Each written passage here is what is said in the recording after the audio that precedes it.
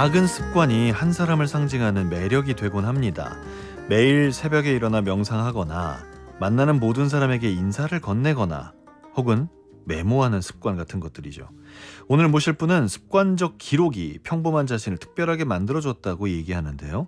에세이 쓰는 사람을 펴내신 건축가 백희성님 함께합니다. 어서 오십시오. 안녕하세요. 네, 2024년 9월에 장편 소설 빛이 이끄는 곳으로 이때 이제 저희가 처음 네, 그때 처음 뵀었는데 뵀었죠. 시간이 꽤 많이 지났습니다. 그런가요? 어제 뵌 것 같은데. 그렇습니까? 네. 어떻게 지내셨나요? 뭐 열심히 뭐 건축 일도 열심히 하고 글도 네. 열심히 쓰고 그래서 저 이번에는 이제 쓰는 사람으로 이제 또 찾아뵙게 됐습니다. 네, 대단하십니다. 아예 어떻게 보면 다른 장르의 네. 전문 분야도 아닌 책을 펴내셨어요. 모르는 분들을 위해서 우리 백희성 작가님을 좀 소개를 해드리자면 한국에서 현대건축하고 전통건축 공부하셨고 그다음에 프랑스로 유학을 떠나셔서 세계적인 건축가죠. 장 누벨 건축사무소에서 일도 하셨고요. 그리고 아까 말씀드린 빛이 이끄는 곳으로라는 소설이 10만 부가 팔린 베스트셀러 소설가이기도 합니다. 10만 부는 진짜 장난 아닌데요? 감사합니다. 어떻게 하셨어요? 뭐 제가 한 게 아니라 이제 독자분들께서 선택해 주신 거죠. 사실 제가 한 건 아니죠. 네. 독자분들께 너무 감사드리고요. 이건 네. 출판사에서도 놀라지 않았습니까? 네. 그리고 올해 이제 6월 달에 영국에서 출판되고 오! 또 이제 내년 2월 달에는 이제 네. 미국에서도 또 이제 번역본이 나오게 됐습니다. 이거 잘못하면 할리우드에서 영화로 나오는 거 아니에요? 뭐 그럼 감사하죠. 야, 이거 그런 것까지도 한번 네. 기대를 해보게 됩니다. 건축가로서도 꾸준히 활동 중이시고 요즘도 서울하고 파리의 양쪽에 사무실이 있고 예, 왔다 갔다 하고 하신다면서요? 있습니다. 네. 얼마나 자주 왔다 갔다 하세요?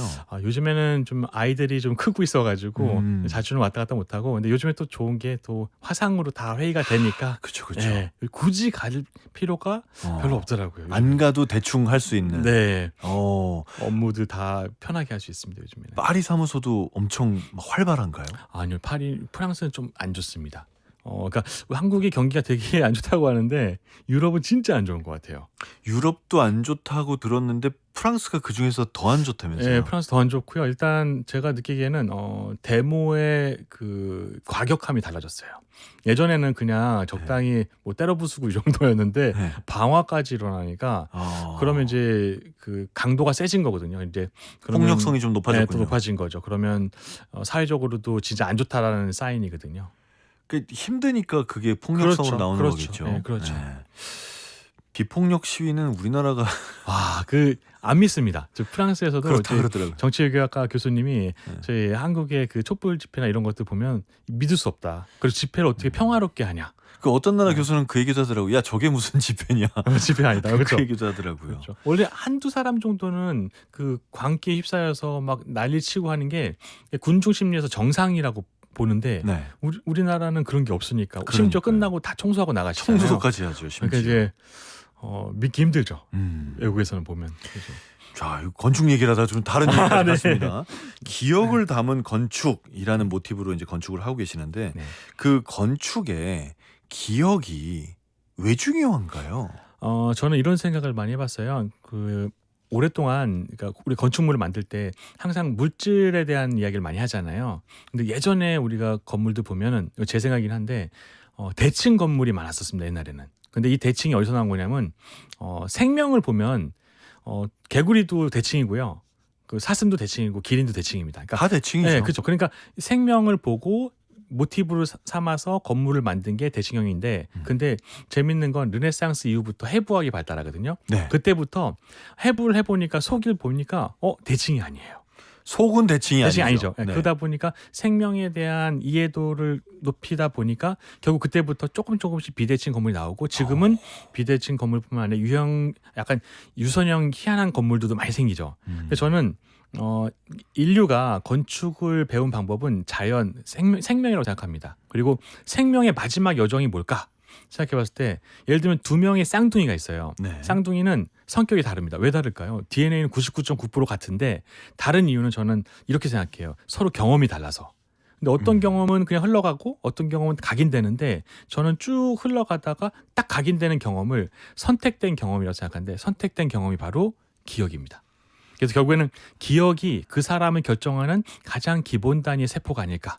그리고 만약 기억을 가지고 공간으로 만들 수 있으면 형태를 넘어선 새로운 건축에 대한 이슈가 되지 않을까라고 생각을 했고 뭐 한번 태어난 건데 기억을 가지고 한번 건축을 만들어 보자. 벽돌이 아니라 기억을 주제로. 그래서 뭐 은퇴한 소방관의 이야기를 담은 미술관을 만든다든지 그리고 평생 식당을 운영하는 아버지의 마음을 담은 식당을 만든다든지 이런 식으로 사람의 기억을 혹은 또 도시도 기억이 있거든요. 그래서 도시도 기억이 있고 사물도 기억이 있고 그런 것들을 어떻게 해서 공간으로 만들고 사람들이 그걸 통해서 자기의 삶을 들춰보고 약간 연상해 볼 수 있는 그런 공간을 만드는 걸 이제 모티브로 하고 있습니다.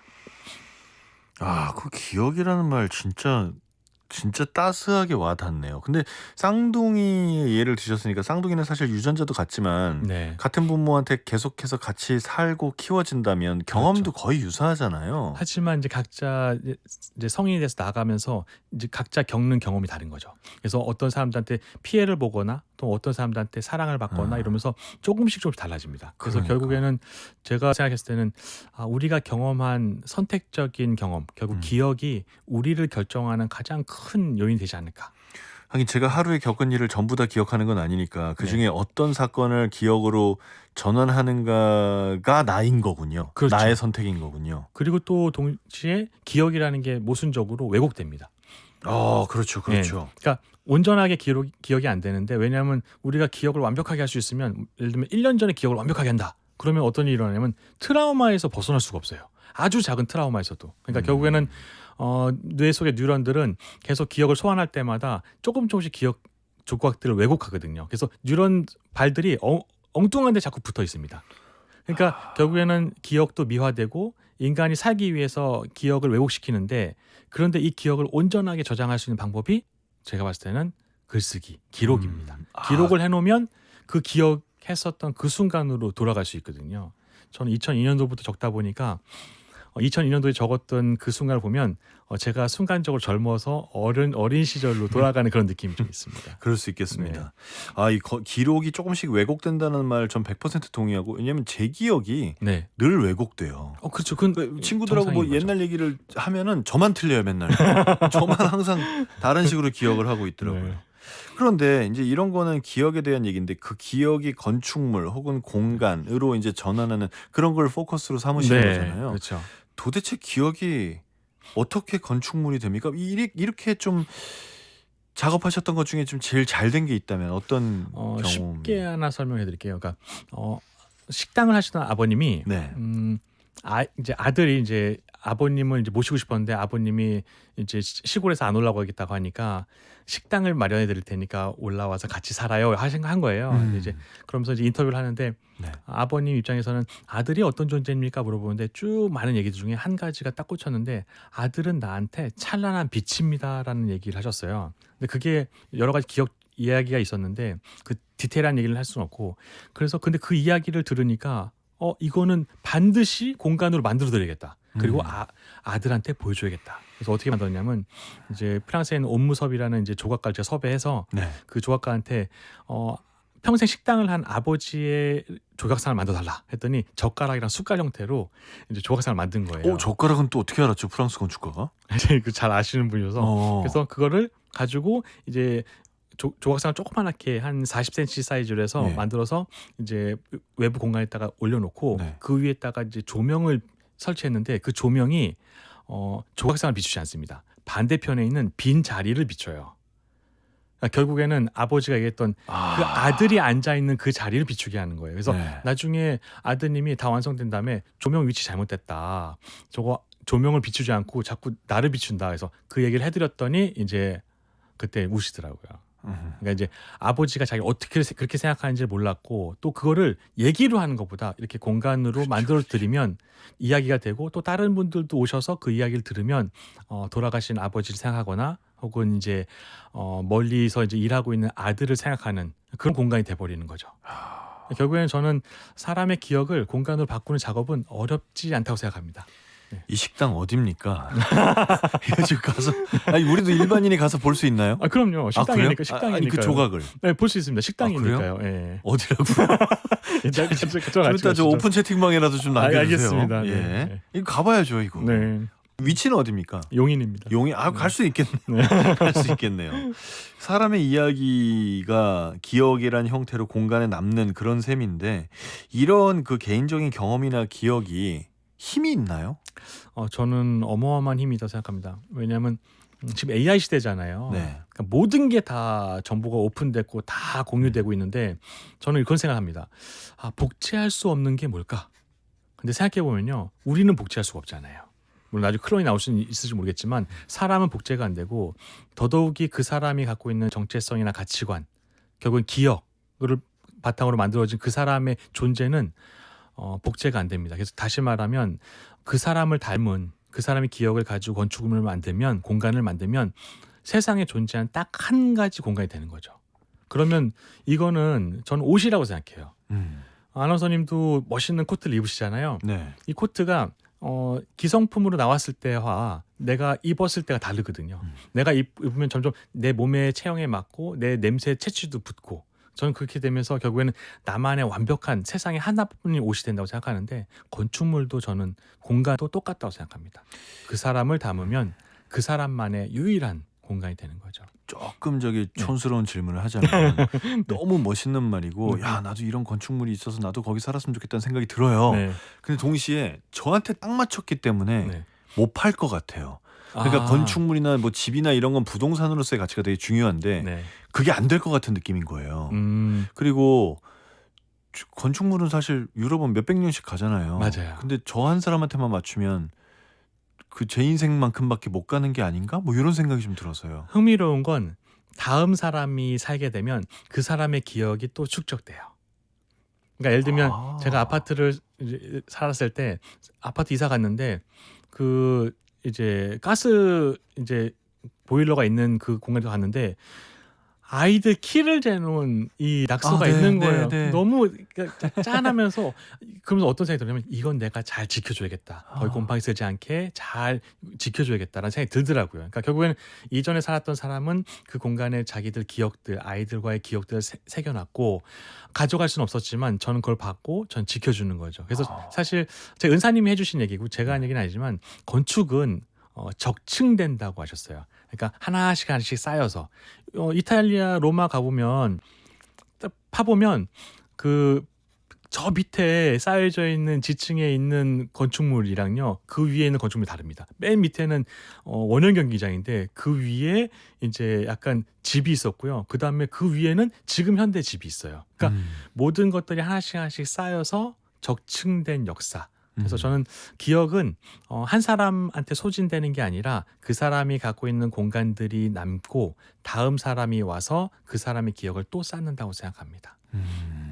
그리고 저희가 만든 기억이 담긴 공간들은 사람들이 많이 좋아해 주셔서 많이 오기 때문에 잘 팔릴 것 같긴 한데 파시진 않지만요. 예. 그랬으면 좋겠어요. 네. 일단 그 조각 하나만으로도 네. 아주 오래 기억이 될 것 같습니다.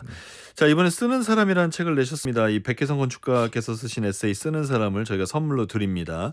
건축가, 디자이너, 베스트셀러, 소설가까지 그 이제는 베스트셀러, 에세이스트까지 백혜성님의 기록을 살필 수 있는 책이고요. 샵 0302 문자 메시지로 신청해 주시면 세 분께 책 선물 보내드립니다. 저자가 이미 방금 전에 친필 서명을 하셨어요. 그러니 얼른 신청해 주시기 바랍니다. 짧은 글은 50원, 긴 글은 100원입니다. 그 이번 책 소개를 좀 부탁드립니다. 쓰는 사람. 네, 그러니까 사실은 이 책은 이 원고는 사실 제가 10년 전에 써놓은 원고예요. 그러니까 저는 이제 기록광이거든요. 2002년도부터 지금까지 기록을 했고 한 300권 정도가 있고 그리고 한 80권 정도는 정말 제가 아끼고 있고 한 30권에서 50권 정도는 항상 제 옆에 있습니다. 근데 저는 진짜 학교에서 얘기하면 평균 이하였어요. 그러니까 선생님들이 저한테 지어주신 별명이 중에 아메바도 있었고, 네, 전 되게 좋아하는 선생님입니다. 지금, 네. 근데 결국에는 그런 평범했었던 내 인생이 뭐가 바뀌었을까라고 생각했을 때, 저는 이 기록이 제 인생을 완전히 바꿔버린 거거든요. 저는 지금도 많은 분들이 소설을 어떻게 쓰냐 물어보시는데, 저는 소설을 쓰는 테크닉을 알고 있는 게 아니라, 제가 일상에서 느꼈던 것들을 어떻게 기록해서 어떻게 질문하고 어떤 방식으로 발효했는지 이런 것들이 저한테 중요했어요. 그리고 기록에 대한 중요한 책들이 굉장히 많은데 대부분 기록을 어떻게 하면 좋다라는 얘기가 대부분인데 저는 이런 내용을 쓰고 싶었어요. 아주 옛날에 그냥 휘갈겼던 낙서 같은 그 문장 하나가 나중에 발효돼서 어떤 식의 결과물이 만들어지는지 그 일련의 과정들을 보여주면 결국엔 기록이 어떤 건지를 알려줄 수 있지 않을까. 저는 그래서 제가 썼던 쓰레기 같은 글들이 나중에 재미난 결과물들이 만들어지는 이 과정들을 써서 한번 내봐야겠다 생각을 해서 이제 내게 됐습니다. 그러면 제가 이제 소개를 건축가이자 디자이너이자 베스트셀러 소설가라고 말씀드렸는데 그 각각의 직업에서 무언가 하나씩 해낼 때 네. 그 메모가 가져왔던 무슨 아이디어라든지 네. 이런 부분들이 제 나옵니까? 네, 그러니까 아주 진짜 낙서 같은 메모 하나가 적어놨고, 근데 좀 어떤 분들은 그러세요. 그거 적어놓은 게 무슨 의미가 있냐, 말장난 아니냐 이러는데 이런 게 있습니다. 뇌는요, 눈으로 보고 귀로 듣습니다. 그쵸. 근데 재밌는 건 제가 뭐 낙서 갖다 써놓고선 제가 그냥 마침표를 찍으면 그냥 필기가 돼서 끝나는데 만약에 제가 이거 왜 그런 거지라고 질문을 적어 놓으면 그 질문을 쓴 걸 뇌가 눈을 통해서 봅니다. 그러면 저는 잊어버려도 뇌는 계속해서 생각하고 있어요. 그래서 결국에는 사소한 질문 하나가 결국에는 끝나지 않고 계속 꼬리에 꼬리를 물고 가는 거죠. 그래서 어떤 질문은 20년 동안 답변이 안 달리고 어떤 질문은 뭐 한 달에 한 번씩 답변이 바뀌어요. 그러면서 답변이 안 달릴 수도 있고 바뀔 수도 있겠네요. 네, 그러니까 저는 이게 억지로 쓰는 건 아니에요. 진짜 편안하게, 그러니까 이런 거죠. 그러니까 아마 아나운서님도 경험해 보셨을 것 같은데 뭐 책장에서 보면 뭐 오래된 옛날에 썼던 글을 보면 와 내가 생각해도 그 너무 멋있다. 내가 예. 언제 이런 생각했지 이런 게 있거든요. 네네. 이게 재밌는 게 인간이 기억을 왜곡하다 보니까 저번 달에 소름 돋게 감동받았던 한 3-4개 정도의 사건들이 기억이 안 납니다. 맞아요. 근데 그런 것들을 만약에 적어놓고 제가 질문하고 하면 그러면은 시간이 지나도 꼬리에 꼬리를 물면서 그 생각들이 계속 점점 발효가 되더라고요. 그러니까 많은 분들이 어느 날 좋은 아이디어를 만들었다. 그러면 사실은 이게 내가 잘해서 만들었다고 생각하는데 그게 아니고요. 저는 기록을 통해서 살펴보니까 꼬리를 물고 가보다 보니 저 옛날 10년 전에 제가 이상한 질문을 하나 걸었는데 그 질문이 결국에는 여기까지 오게 된 거예요. 그런 것들을 발견하게 됐고 소설도 그런 방식으로 썼습니다. 결국은 저는 뭐 새로운 생각이나 새로운 결과물을 만드는 게 아니라 기록으로 차곡차곡 저축하듯이 쌓아놓으면 앞으로 할 수 있는 것들이 계속해서 넓어진다고 생각해요. 그리고 지금 AI 시대이기 때문에 아나운서님도 이제 말하기에 관련된 책 쓰셨는데 네. 저는 말하기랑 글쓰기는 절대 AI한테 주면 안 되는 거라고 생각합니다. 왜냐면 AI한테 줘버리면 말맛이나 이런 것들이 다 없어져 버리거든요. 달라지죠. 네, 그래서 내가 말하는 방식대로 쓰고 말하는 방식을 저는 계속 쌓아야 된다는 생각을 더 확신하게 됐어요. 메모의 마무리를 질문으로 한다는 말씀이 인상적입니다. 그 2002년부터라고 하셨으면 20대 중반이었던 거잖아요. 네, 그렇죠. 이때 군대 갔다 왜 와서. 갑자기 메모를 하신 거예요? 이거 진짜 뭐 거창한 건 아닌데 선생님이 이제 제가 맨날 대학교에서 대학교에서 교수님. 맨 앞에서 조는 애 있어요. 눈 뜨고 조는 애. 예. 뭐 어떤 건지 아시죠? 눈 뜨고 잘 듣는데 정신은 딴 사람은 데가 여기 있는. 있는데 네, 마음은 여기 있는 것 같지 않은. 제가 딱 그래서 예. 선생님이 뭘 물어보셨는데 학생들이 다 대답 못하니까 우리 희성이가 대답해 줄 거야. 그래서 네. 물어보셨는데 저도 대답 못하니까 이 아메바 같은 삐리리야 이렇게 나오신 거죠. 그래서 저한테 넌 다 적어. 그렇게 된 건데 근데 적으라고 하니까 앞에 적어야 되잖아요. 근데 또 집중력이 왔다 갔다 하니까 네. 낙서를 적고 자꾸 이상한 걸 그리는 거예요. 제가 자기 모르게. 근데 그걸 적고 나서 다시 펼쳤는데 이거 내가 그린 거 내가 쓴 건가? 그때 이상한 느낌이 있었어요. 얼마나 있다가 다시 봤는데요? 아니 뭐 일주일 있다가 일주일 있다가 다시 봤는데. 이거 내가 했나? 뭐지? 네. 이러면서 그때 뭐라고 했냐면 이상하다. 누가 내 노트에 낙서했나? 이게 기록의 처음 시작이었는데 시간이 지나고 나서 그걸 다시 보니까 그 밑에 뭐라고 달았냐면 내가 느끼는 나하고 기록 속에 있는 내가 다른 것 같은데 라는 생각을 하게 됐어요. 그러면서 내가 느끼는 백희성이랑 기록하는 백희성이 완전 다를 수 있구나. 그러다가 시행착오를 겪었죠. 이제 기록을 막 한 게 도움이 되는 것 같으니까 이쁘게 적기 시작해요. 네. 근데 이쁘게 적는 걸 저는 이제 와서는 얘기하지만 필기거든요. 네. 누가 해준 얘기를 곧이곧대로 이쁘게 적어놓으면 그럼 필기고 필기는 우리 다시 들춰보지 않거든요. 적어도 필기에다가 내가 질문 하나만 달아놓으면 그거 다시 보거든요. 그래서 결국에는 한 200권 정도가 쓰레기로 남아 있습니다. 다시 보지도 않고. 그리고서 시행착오 끝에 질문을 반드시 걸어두는 기록만이 나한테 영향을 주는구나. 그리고 나중에 뇌과학자분한테 물어봤더니 그게 플랜팅 효과래요. 그러니까 질문을 하면 뇌가 눈을 통해서 보는 거래요. 그리고 나는 모르지만 뉴런을 통해서 줄기를 하나 만든 거래요. 이게 질문이 그렇게 중요한 거였군요. AI 시대는 사실 지금 저도 AI를 쓰지만 질문은 너무너무 중요해진 시대가 되고 있는 것 같습니다. 그러게 말입니다. 질문이 진짜 새로운 새로운 지혜, 새로운 아이디어로 이끌어가는 그 열쇠 같은 존재가 되겠군요. 그렇죠. 그 베스트셀러 소설 빛이 이끄는 곳으로 이 책도 이제 기록에 의해서 탄생한 작품이다라고 네. 이제 책에도 쭉 나와 있는데 이 책을 그러니까 요 부분을 보면서 사실 제가 제일 인상 깊었던 건 그 200통에 가까운 손편지였어요. 그렇죠. 예. 이게 기록을 하던 사람이라 좀 쉬웠습니까? 왜냐면 이때도 한 2000년대 중후반이었을 테니까 제가 손으로 뭐 안 쓸 때잖아요. 그죠. 그때는 이제 썼을 때죠. 그런가요? 그긴 한데 이제 전 이런 게 있어요. 그러니까 기록을 남에게 보여주고자 하는 의도가 없거든요. 네. 이제 그러니까 제가 저는 일기를 좀 이제 거부한 이유 중에 하나가 뭐냐면 뭐 다른 분들은 해당되지 않겠지만 일기가 미래의 나에게 보여주고자 하는 욕망이 좀 숨겨져 있습니다. 그래서 이쁘게 적게 돼요.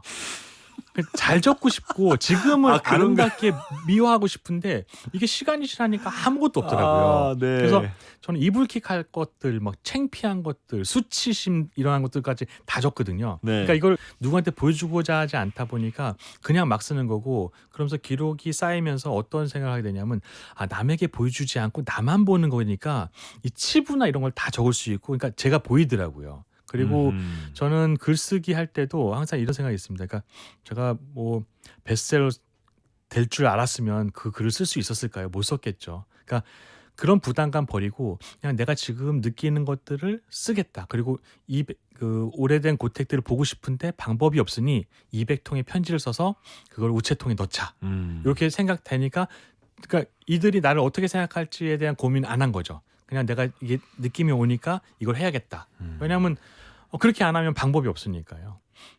우체국 가서 제가 이거를 그쵸, 보내달라고 방법이 했더니 그 당시에 우체국 그 직원분이 안 된다고 큰일 난다고 나가라고 이래 계속 항의하니까 나가라고 저를 막 밀어서 바깥으로 나오더니 저한테 그러더니 방법이 있다는 거예요. 그래서 어떻게 해요? 그랬더니 자기가 우체통 그 넣을 때 그 시간이 있어요. 그 시간대 따라오면 문이 열린데 네가 들어와도 나는 말하지 않을 거래요. 그래서 이제 알게 됐고 근데 그 시간을 못 맞추니까 밖에서 기다리고 있다가 문이 열리고 사람이 나가면 문 닫히기 전에 얼른 들어가가지고 우체통에 이제 편지 넣고 그렇게 하면서 이제 자료를 모았죠. 아니 주소를 알아도 편지를 못 보내게 돼 있나 보죠, 프랑스는?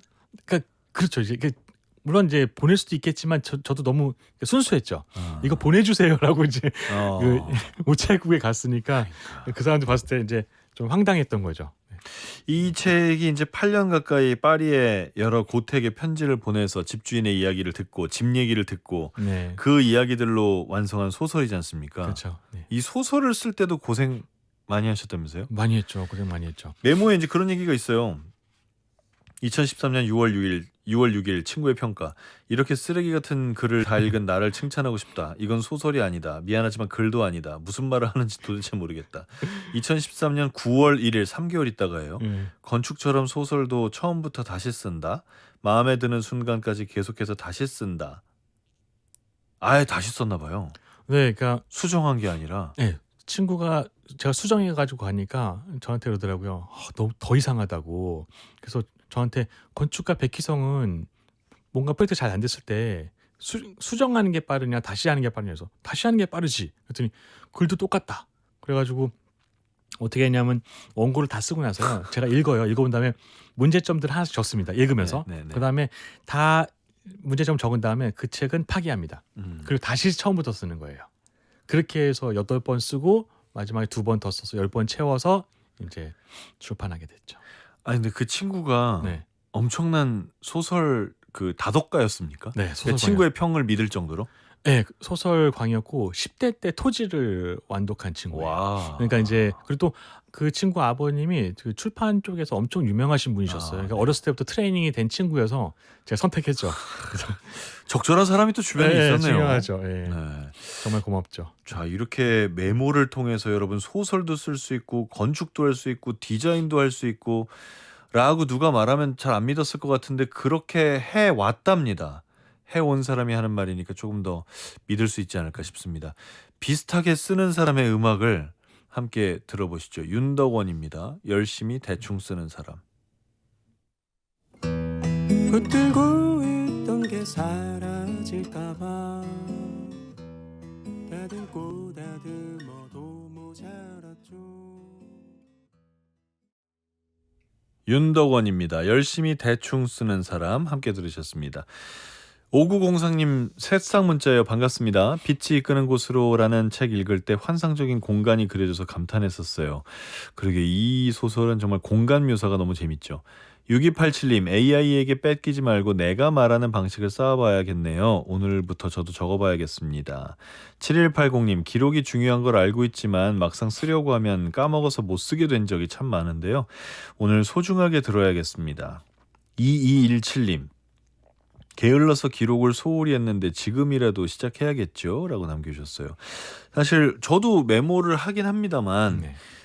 우리 저 백희성 작가님은 노트에 쓰십니까? 네. 그러니까 뜯을 수 없는 노트에 적습니다. 아 그러세요? 네, 제가 저는 아예 낱장이 되는 메모지에 적어서 통에 모으는 방식으로 그것도 괜찮죠. 하는데요. 저는 그러니까 각자 방식이 다르겠지만 저 같은 경우는 디지털도 해봤는데 디지털은 자꾸 술 먹고 지우더라고요. 저도 그게 안 되더라고요. 네, 그리고 약간 창피한 건 지워버리고 네. 그래서 지울 수 없고 약간 어떤 것들은 그냥 전 노트를 항상 지금도 옆에 가방에 있는데 네. 그냥 뭐가 떠오르면 딱 적고 네. 그냥 빨리 덮어버리는 거라. 그러니까 많은 분들이 노트 기록이 어려운 이유를 제가 알겠더라고요. 뭐냐면 노트를 펼치면 네. 자, 그 펜을 고르기 시작합니다. 어떤 펜을 고를까? 자, 날짜를 적을까? 자, 어디부터 적을까? 줄 쳐서 적을까? 이 색연필 쓸까? 이런 생각하는데 저는 그게 아니라 낙서처럼 오늘 얘기 들었는데 이거 너무 재밌는 얘기인데 그럼 펼쳐서 오늘 날짜 적고 한성수 아나운서님이 이런 얘기했는데 너무 재밌는 흥미로운 얘기다. 딱 하고선 딱 근데 이게 이런 것도 있지 않을까라고 물음표 걸어놓고선 딱 덮어버리고 그냥 넣어놓는 거예요. 그러니까 저는 약간 숙제처럼 하지 않아요. 근데 대부분 기록하는 게 어려우신 분들은 뭔가 숙제처럼 하시니까 어렵거든요. 뭘 봤으니 기록해야지. 그냥 저희 집에서 오면은 저는 항상 노트도 핸드폰 좀 들고 다니는데 뭐 떠오르면 해가지고 쑥 적어놓고 그냥 덮어버리는 거예요. 그러니까 이제 저는 나중에 펼쳤을 때 이게 그 당시에 뭐였지? 라고 생각하면서 그런 게 많죠. 못 네. 알아보겠는 게. 네. 그러면서 이게 이런 고민을 내가 했었구나. 그러면 이건 이런 거지 않을까? 예를 들면 파울로 코엘료가 꿈꾸는 자는 길들이지 않는다. 너무 멋있어서 딱 적어놓고 밑에다가 뭐라 하냐면 근데 꿈꾸면서 살 수 있을까? 라고 또 질문을 걸었어요. 그래서 시간이 지난 다음에 그걸 보면서 그 당시의 백희성과 지금의 백희성을 구분하면서 또 얘기를 달아주는 거죠. 그러면서 마지막에 어떤 얘기를 했었냐면 희성아 괜찮아. 이제 그 당시가 힘들었어 가지고 위로해줬어요. 희성아 괜찮아. 너는 정말 열심히 잘하고 있는 거야. 나는 그걸 기록을 통해서 널 보고 있어. 라고 적어주면 나중에 이게 제 심리학 하시는 분이 그러시더라고요. 뇌가 눈을 통해서 제가 스스로를 위로하는 걸 보는 거래요. 그것도 굉장히 큰 위로라고. 아 그래요. 네, 저는 위로도 된다고 생각합니다. 기록이. 기록이 위로도 된다. 네. 막 써야 된다는 게 저의 사실 지론이고요.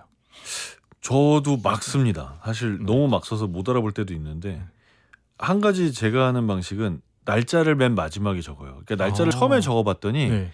날짜 며칠이지 찾다가 이 생각한 게 없어질 때가 있더라고요. 그래서 막 쓰고 네.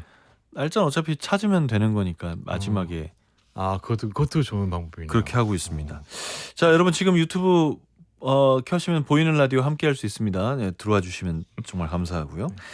백희성 작가님의 에세이 쓰는 사람을 선물로 드립니다. 건축가, 디자이너, 베스트셀러 소설가, 이제는 베스트셀러 에세이스트가 되기까지 백희성 작가님의 개인적인 기록을 살필 수 있는 책입니다.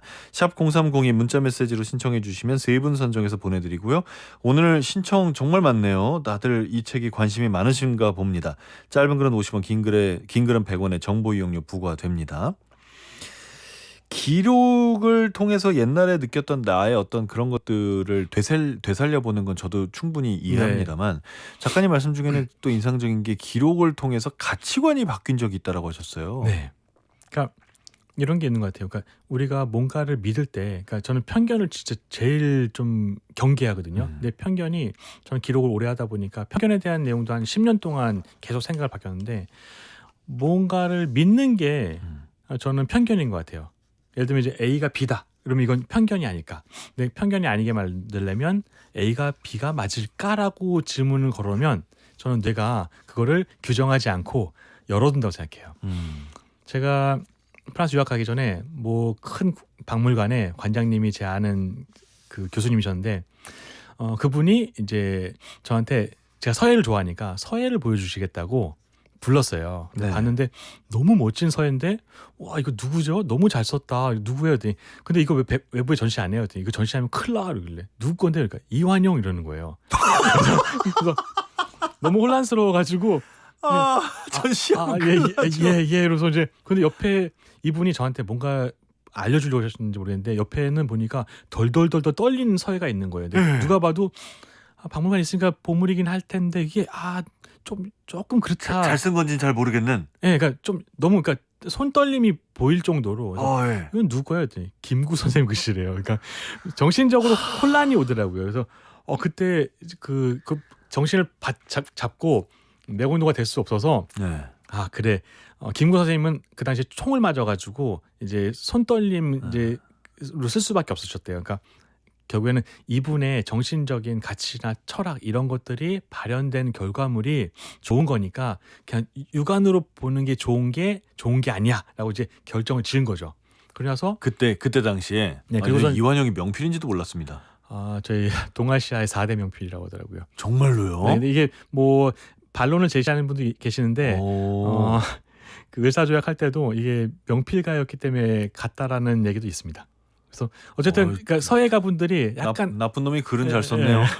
근데 몇 년이 지난 다음에 이제 프랑스에 갔는데 제가 아침에 TV를 틀어놓고서 이제 그 출근 준비를 하는데 그 당시에 라디오에 나와 있는 어떤 내용을 보면 그 TV 나온 내용 보면 그 유명한 화가인데 그 성유아 도착증 환자로 필리핀에서 성을 매매해가지고 감옥에 간 사람이 나오는 프랑스에서? 거예요. 예. 그래서 길거리 인터뷰하는데 유명 작가였는데 길거리 인터뷰하는 사람이 그 사람 감옥 보내야지 그냥 거세야 돼 막 별 나쁜 악담을 다 퍼붓는데 마지막에 뭐라 했냐면 근데 그 사람 작품 참 좋았는데 고별전 안 하나? 이러는 거예요. 그러니까 너무 이상하잖아요. 그래서 뭐지? 그래서 저는 순간적으로 미친 사람한테 잘못 인터뷰를 했나? 근데 인터뷰도 거의 끄떡끄떡거리는 거예요. 그래서 이해가 안 가서 회사 와서 그 얘기가 계속 생각이 나서 직원들한테 얘기했더니 직원 중에 한 친구가 저한테 그러더라고요. 내가 한마디 해줄게.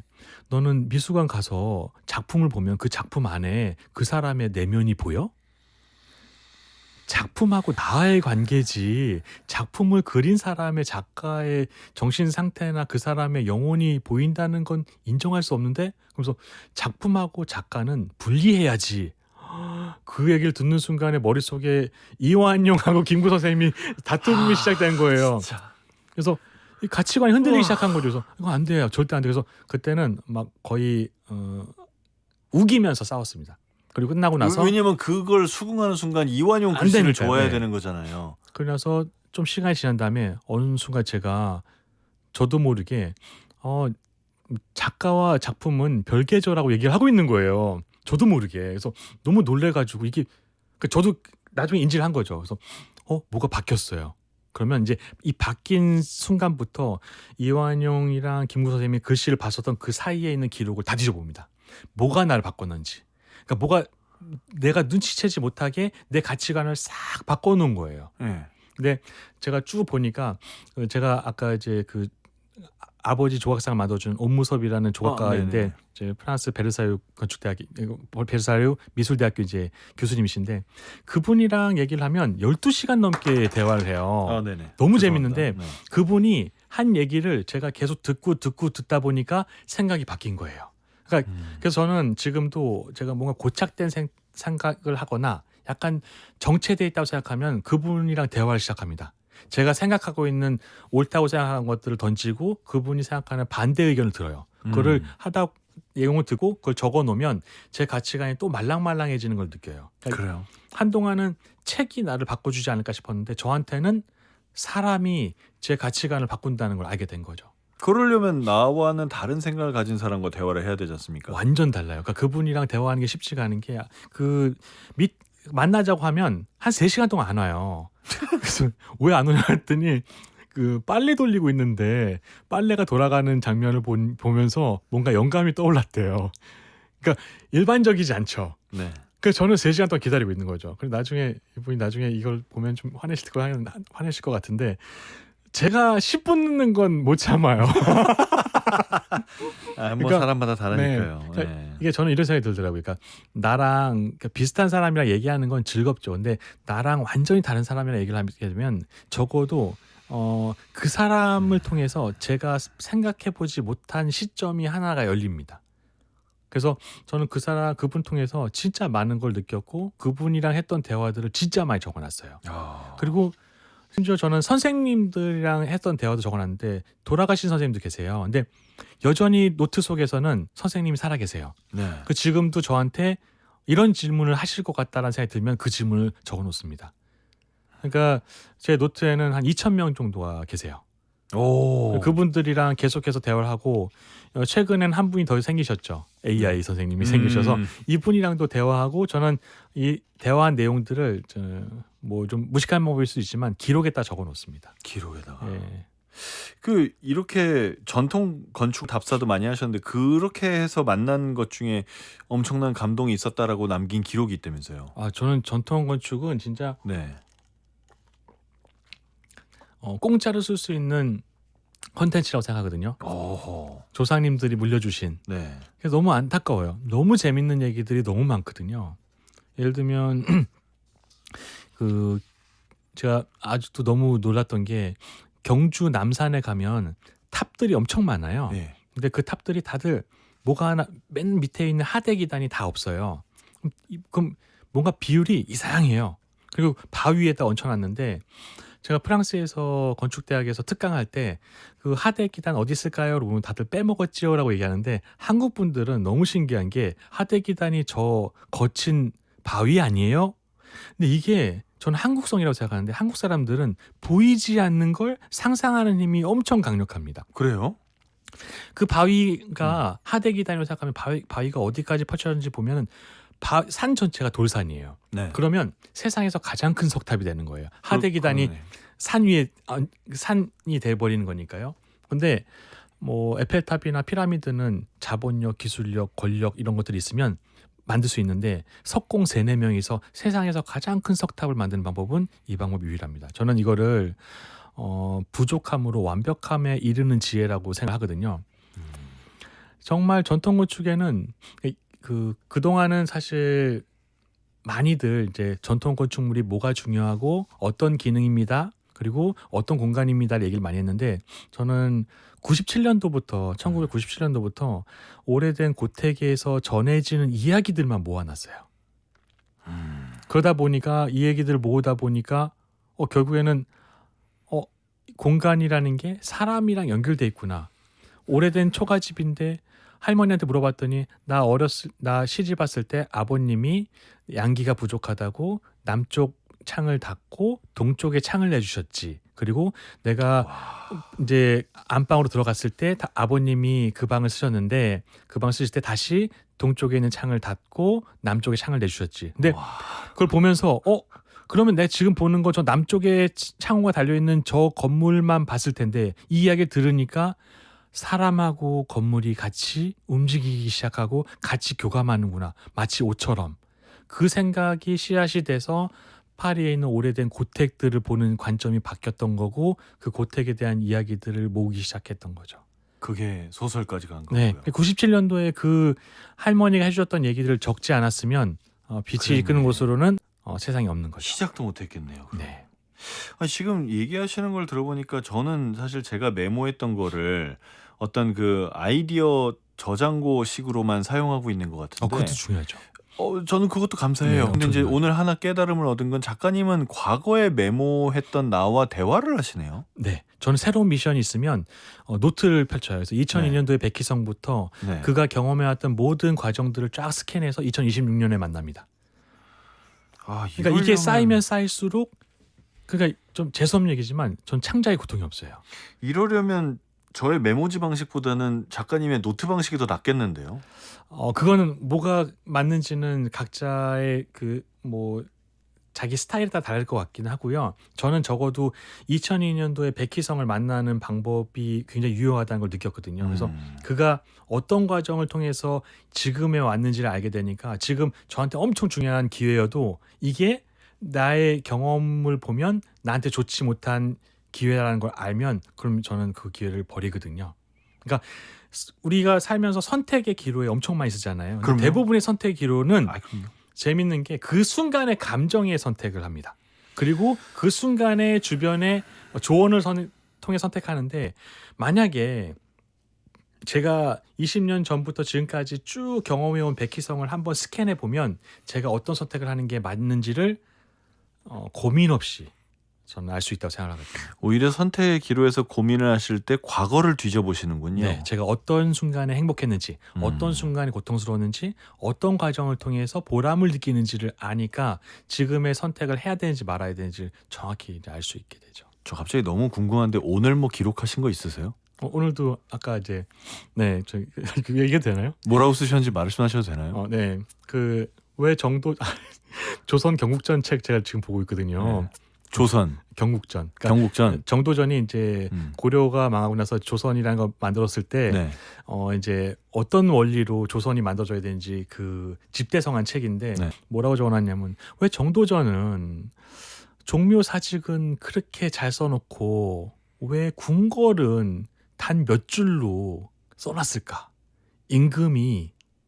임금이라고 생각 안 했던 건 아닐까? 임금 위에 종묘나 사직단을 통해서 임금이 고개를 숙이게 만들고 임금이 사는 궁궐은 그닥 중요하지 생각하지 않은 걸까? 그래서 약간 뭐라고 하냐면 화려하지만 누추하지 않고 누추하지만 화려하지 않게 만들어라 라고 하면서 근데 이왕이면 검소하게 만들어라. 새나라의 궁궐인데 네. 검소하게 만들려고 하는 걸 보면서 정도전은 임금이 주인인 세상이 아니라 백성이 주인인 세상을 얘기하려고 경국전에 그렇게 표현한 게 아닐까라는 질문을 걸어놨습니다. 좀 더 고민해봐요. 일단 고민의 시작이니까요. 네, 너무너무 감사합니다. 이런 질문 하실 줄 몰라가지고 정말 오늘 시간을 마지막 시간까지 탈탈탈탈 긁어서 다 써서 음악이 아마 저기 전주 나가면 끝날 것 같아요. 네, 너무나 즐거운 시간이었습니다. 백희성 건축가 작가 에세이스트님과 감사합니다. 함께한 시간이었습니다. 신간 쓰는 사람 여러분 많이 관심 가져주시기 바랍니다. 오늘 시간 내주셔서 감사합니다. 고맙습니다.